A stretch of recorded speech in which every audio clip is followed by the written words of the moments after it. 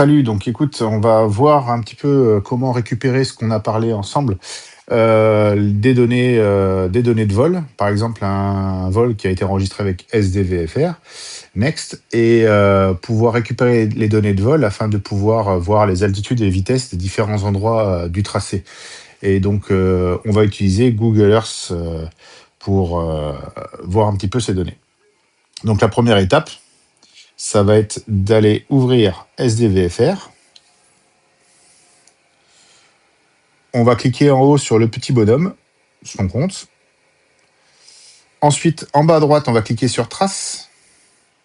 Et là, dans l'exemple, on va prendre le vol qu'on a fait ensemble aujourd'hui. Et on fait un clic long. Voilà, sur ce vol. Et là, on a le choix d'annuler ou exporter la trace. Donc, on choisit exporter la trace. Exporter la trace, il nous demande plusieurs extensions. Alors, GPX, c'est un des plus communs. Mais là, on va utiliser KML. C'est le fichier idéal pour qu'il soit lu après avec notre logiciel Google Earth. Donc, je clique sur KML. Donc là, je vais l'enregistrer dans mon téléphone. Donc il va me demander la localisation. Enregistrer, je vais l'enregistrer là. Et je vais l'appeler tuto test. Tuto test, voilà, je l'enregistre.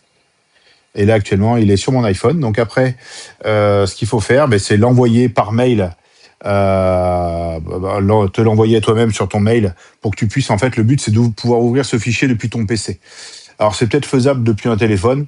Moi, je vais t'expliquer avec le PC, c'est la façon que je connais. Il y a sûrement d'autres façons peut-être plus simples, hein.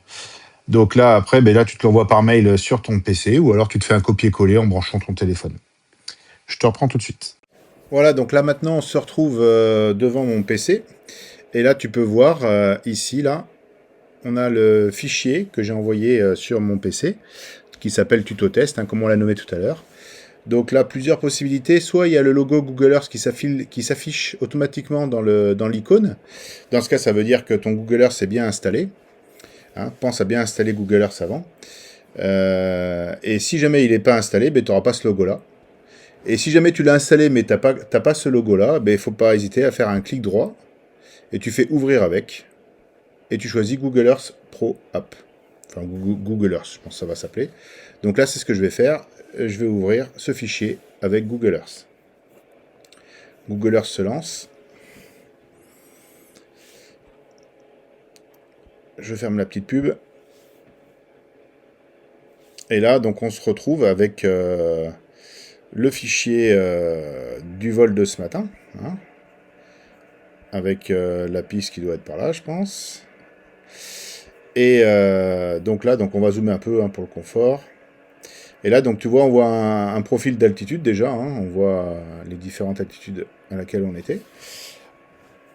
Donc la manip qu'il faut faire, là, il faut que tu cliques sur ce logo-là, qui va permettre... Ah, je me suis trompé. Sur ce logo-là, qui va permettre d'afficher le volet sur le côté. Celui-ci. Et là, surligné, il y aura déjà ton fichier en question. Donc là, on voit que c'est le vol d'aujourd'hui. Donc là, ce qu'il faut faire, c'est cliquer sur Trace, avec un clic gauche. Une fois que tu as cliqué à gauche une fois, un simple clic, tu fais clic droit. Et tu fais afficher le profil de dénivelé. À partir de là, tu peux refermer le volet pour le confort. On profite bien de l'écran à fond. Donc je reclique sur le petit icône en haut. Et là, avec ta souris, tu ne te balades pas sur la carte, mais sur la partie altimétrie. Et donc là, on a donc le vol complet de 0 km à 84,1 qu'on a fait ce matin. Et là, tu recherches la zone où on était. Par exemple, à cet endroit-là, en début de base, j'étais à 365 mètres. Tu le lis ici, là. Et là, là c'est probablement le posé où on était à l'altitude de Loudun, qui est à peu près cohérent, une centaine de mètres. Donc voilà pour cette petite explication. Écoute, si tu as des soucis, n'hésite pas à m'appeler. Et je te dis à bientôt. Encore merci pour le vol de ce matin. Salut, salut.